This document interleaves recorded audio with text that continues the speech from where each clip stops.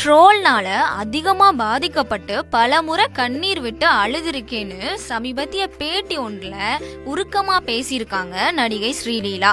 நான் நடிக்கிற ஒவ்வொரு படமும் வெளியாகும் போது சோசியல் மீடியால நிறைய நெகட்டிவ் கமெண்ட்ஸை பரப்புவாங்க. ஆரம்பத்துல அதை நினைச்சு ரொம்ப வருத்தப்பட்டேன்.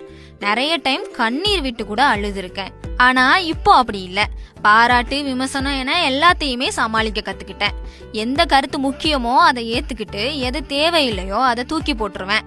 அந்த அளவுக்கு பக்குவமாகிட்டேன். இப்போ என்னோட வளர்ச்சியை மட்டும் மைண்ட்ல வச்சுட்டு செயல்படுறேன். தமிழ், தெலுங்கு, ஹிந்தின்னு 3 மொழி படங்கள்ல நடிக்கிறதால ரொம்ப பிஸியா இருக்கேன் அப்படின்னு சொல்லியிருக்காங்க நடிகை ஸ்ரீலீலா.